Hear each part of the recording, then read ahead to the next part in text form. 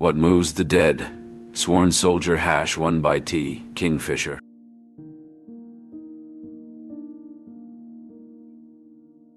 The summoning. Lieutenant Alex Easton, a tall figure with a stern yet kind face, stood before the imposing gates of the Usher Manor. The letter he'd received from Madeline Usher was folded neatly in his pocket, its words etched in his mind. With a determined push, the gates groaned open, their creak a somber welcome as he treaded the overgrown path. The manor, with its windows like dark, unblinking eyes, watched his approach. Upon entering, Alex was met with the musty air of neglect. The mold on the walls seemed almost sentient, creeping along the surfaces with eerie intent. "Roderick? Madeline?" he called, his voice barely disturbing the oppressive silence of the hall. From the shadows, Roderick Usher emerged, a mere wraith of the man Alex remembered. "Alex, thank heavens you're here," Roderick's voice trembled, his pale hands quivering like leaves in a faint breeze. "What has befallen this place, Roderick? And where is Madeline?" Alex's concern deepened as he took in his friend's gaunt appearance. "She's Bollard," Roderick whispered, guiding Alex to a dimly lit room. There, Madeline lay on a chaise lounge, her complexion ghostly. "She's taken to sleepwalking, nearly met her end in the lake. It terrifies me, Alex." Kneeling beside her, Alex took Madeline's hand with gentle care. "Madeline, can you hear me?" he asked softly. Her eyes fluttered open, revealing a glimmer of recognition. "Alex," she murmured, her voice barely above a whisper. "You came." "I did, and I'll help you," Easton assured her, his voice firm with resolve. "Tell me about the sleepwalking." Madeline's gaze drifted towards the window, where the full moon cast a silver glow over the lake, its waters dark and still, bordered by gnarled trees whose twisted silhouettes were reflected on the surface. "I find myself by the lake, drawn to it like a moth to flame. I don't remember going there, but I wake with my feet in the water, cold and afraid." Easton's brow furrowed in thought. "And the hares?" Roderick mentioned their strange behavior. "They run in circles endlessly," Roderick interjected, his eyes wide with fear. "As if chased by unseen demons, their eyes reflecting the moonlight in a ghastly dance." A chill ran down Easton's spine. "We must get to the bottom of this, for both your sakes." As the night deepened, Easton pondered the eerie connection between Madeline's nocturnal wanderings and the unnatural behavior of the wildlife. He vowed to unravel the mystery, unaware that the answers would lead them into the shadows of the Usher family's darkest secrets. Secrets that seemed to whisper through the very walls. A house of decay. Lieutenant Alex Easton, upon entering the Usher Manor, was greeted by the sight of Madeline Usher, who appeared frail and ghostly in the dimly lit parlor. "Madeline," he said gently, "I'm here now." Her eyes opened and she whispered, "Alex, the decay. It's consuming us." Easton, feeling the chill of her hand, reassured her. "I see a house that needs attention, but more urgently, I see a friend who needs help." Madeline looked towards a hare outside, motionless on the lawn, and shared her growing weakness. Dr. James Denton joined them, expressing his concern over Madeline's worsening condition and the hare's odd behavior. Easton declared, "We will find the cause." Denton observed Madeline's symptoms, noting her severe catalepsy and anemia. Easton's concern grew as he saw her pale, almost transparent skin and stark white hair. Madeline admitted her struggle to find the strength to rise from bed and her aversion to food. Denton urged her to eat more, while Easton pondered the sinister presence within the manor. Denton agreed, "We must uncover the truth, no matter how dark."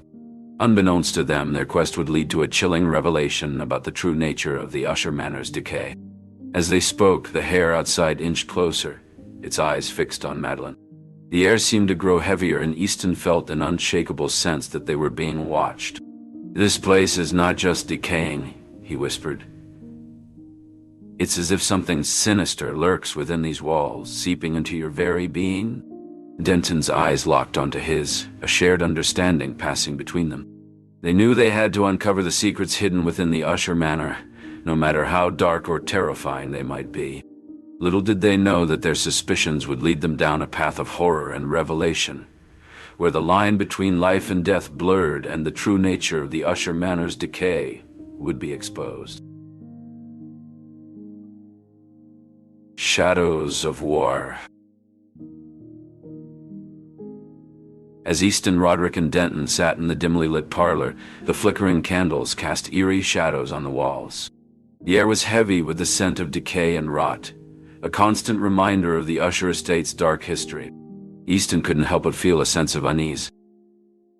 "What about Madeline?" Easton asked, trying to steer the conversation towards the present. Roderick's eyes darted towards the door as if he feared being overheard. "I don't know what's happening to her," he whispered. Denton leaned forward, his brow furrowed in concern. "We need to get to the bottom of this," he said. Easton nodded in agreement. He knew that they were dealing with something sinister, something that threatened not only Madeline's life, but also their own sanity. As they rose from their seats, Easton felt a chill run down his spine. The three men made their way through the creaking corridors, the silence of the house punctuated only by the sound of their footsteps. They entered the library, where the musty smell of old books mixed with the faint odor of mold. Easton ran his fingers along the spines of the books, feeling the weight of knowledge and secrets they held. Roderick shuddered. "Do you think that's what's afflicting Madeline?" "It's possible," Easton replied, his mind racing with possibilities. They continued their search, uncovering more clues that seemed to point to a sinister presence within the house. Confessions by the Lake. The gloomy sky hung heavily over Usher Manor as Lieutenant Alex Easton followed Madeline to the lake's edge. The water was still, a mirror that refused to reflect the light of day. "Why here, Madeline?" Easton asked, his voice laced with concern as he watched her fragile form move closer to the water. Madeline turned to him, her eyes hollow yet burning with an inner turmoil. "This lake, it's where everything began," she whispered. Easton exchanged a worried glance with Dr. Denton, who had accompanied them. "What do you mean, Madeline? What started here?" Madeline's voice was barely above a whisper. "I almost drowned here once," she confessed. "And ever since, it's like the lake calls to me, demanding a confession." Easton knelt beside her. "And have you confessed, Madeline? To the lake?" She nodded slowly. "Yes, but it never feels enough. The lake, it doesn't forgive." Easton's heart ached for her. "Madeline, the lake is just water. It can't hold you accountable." "But it does, Alex. At night I see lights beneath the surface and I hear whispers. They tell me things. Terrible things." Denton interjected, "Madeline, these could be hallucinations. A symptom of your condition. We must consider all possibilities." Easton stood, determination etching his features. "We will find the cause of this, Madeline. You have my word." Madeline's voice halted them as they turned to leave. "Wait. There's something else. The hares. They watch me. It's as if they're waiting for something." Easton and Denton exchanged a glance, the pieces of the puzzle slowly falling into place, yet the full picture remained horrifyingly obscure. With a heavy heart, Easton took Madeline's hand. "Come. Let's leave this place. We will find the answers, I promise you that." As they walked back to the manor, the lake remained silent, its secrets submerged in its murky depths. But the sense of unease lingered, a silent witness to the confessions that had taken place by its shore. Unsettling discoveries. The morning mist hung over Usher Manor as Lieutenant Alex Easton and Dr. James Denton joined Miss Potter, a mycologist, in the garden. The hares hopped around her with unusual boldness. "These fungi are not native, Lieutenant," Miss Potter said, examining a cluster of mushrooms. "They're aggressive." Denton knelt, his brow furrowed. "Could they be affecting the hares?"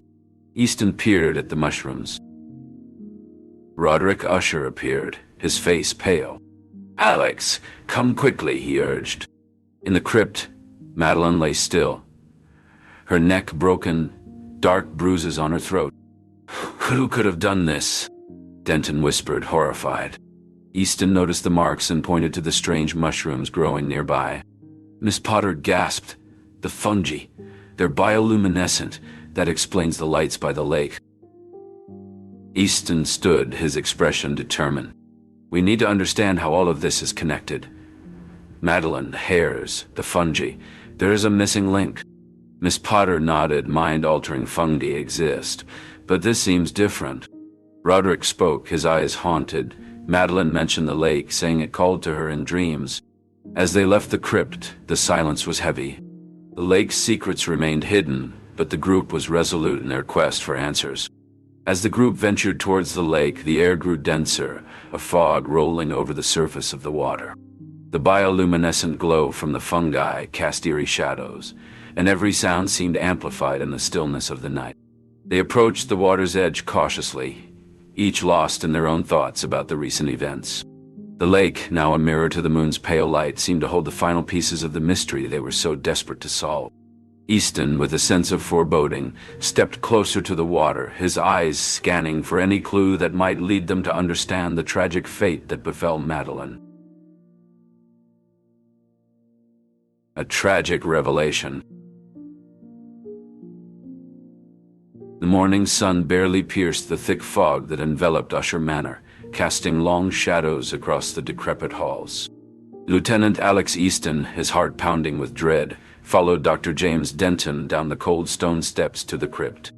The air was heavy with the musty scent of decay, and a sense of foreboding hung over them like a shroud. As they reached the bottom, the sight that greeted them was ghastly. Madeline Usher lay motionless on the stone slab. Madeline! Easton cried out, rushing to her side. He could scarcely believe the vibrant woman he had known was now just a lifeless husk. Denton, ever the scientist, examined her closely. "Look at these," he said, pointing to the white threads. "They're hyphae, part of the fungus." Easton's gaze followed Denton's finger, and a chill ran down his spine. "But how? She's dead." Roderick Usher's voice echoed from the doorway, his face ashen. "Possessed." Easton stood up, his mind racing. "We need to find out how this happened. We need to understand the full extent of this infection. If it could manipulate Madeline, it could threaten us all." Roderick stumbled into the crypt, his eyes wild with fear. "I should have stopped her." Easton placed a hand on Roderick's shoulder, steadying him. "We couldn't have known, Roderick. But now we must act swiftly to prevent this from spreading." Denton nodded in agreement. "We'll take samples of the fungus for study. Perhaps there's a way to combat it." Together they set out to unravel the mystery of the fungal entity, unaware of the horrors that awaited them in the shadows of Usher Manor. The crypt, once a place of rest, had become a chamber of nightmares. The fungal entity. The moon hung low over the Usher estate, casting an eerie glow on the manor's crumbling walls. Inside, Lieutenant Alex Easton, Dr. James Denton, and Roderick Usher stood in the dimly lit library, the air thick with tension and the musty scent of old books. "Look at this," Dr. Denton said, holding up a petri dish to the light. The dish, a circular glass vessel, contained a sample of the lake's fungus, which emitted a faint bioluminescent glow, pulsating softly as if it were breathing. "The fungus from the lake, it's unlike anything I've ever seen." Easton leaned in, his eyes narrowing at the sight. "It's glowing. Just like the lake."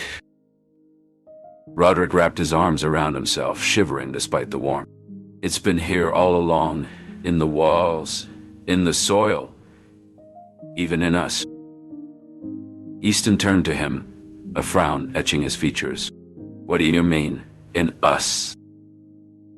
Before Roderick could answer, a soft thud echoed from the hallway. They exchanged glances and moved toward the sound. only to find a hare lying motionless on the floor, its fur matted with the same luminescent fungus. "This is what's been affecting the wildlife," Dr. Denton murmured, kneeling beside the creature. "And Madeline." Easton's jaw clenched. "We need to stop this now before it spreads any further." They worked through the night, gathering samples and burning infected flora. As dawn broke, Easton stood by the lake, watching the water's surface flicker with strange, pulsing lights. The lake seemed to be reacting to their attempts to eradicate the fungus, its surface alive with movement. "We've done all we can for now," Roderick said, his voice barely above a whisper. "But I fear it's too late. The fungus has already taken hold of Madeline, and perhaps more." Easton turned to him, a chill running down his spine. "What do you mean?" Roderick hesitated before speaking, his words tumbling out in a rush. "I've seen things, Easton. Things that can't be explained. This fungus is not just a simple organism." Dr. Denton joined them, his face grave. "I've been studying the samples we collected. This fungus is unlike anything I've ever seen. It's adaptable, intelligent, and it's spreading faster than we anticipated. I fear it may have already infected others." The weight of their discovery hung in the air, thick with foreboding. Suddenly, a scream pierced the silence, echoing from within the manor. Easton's gaze snapped toward the source, his heart racing. "Madeline!" he shouted, and they rushed back inside, driven by a desperate urgency to save her from the deadly fungal entity that had already claimed so much. Desperate measures. The air was thick with the scent of sulfur as Alex Easton and his companion stood at the edge of the lake, the water now a toxic brew of their own making. The once clear surface was marred by the yellowish tinge of Sicilian sulfur, their last hope to halt the madness spreading from the Usher estate. After ensuring the sulfur was well dispersed in the lake, they turned their attention to the mansion. "Are we certain this will work?" Dr. Denton asked, his voice barely above a whisper, as if afraid to disturb the eerie stillness that had fallen over the area. "It has to," Alex replied, his gaze fixed on the mansion in the distance, its grandeur now a hollow shell ready to be consumed by flames. "We've seen what this fungus can do. It took Madeline, and it will take the rest of us if we let it." Miss Potter, her usual composure replaced by a grim determination, nodded in agreement. "The orchards down the valley have been using sulfur for years to fight off fungal diseases. It's our best shot, though I worry about the fish and the delicate balance of the lake." The group had worked tirelessly to gather the sulfur, dispersing it into the lake earlier in the day with a sense of urgency that left no room for doubt or hesitation.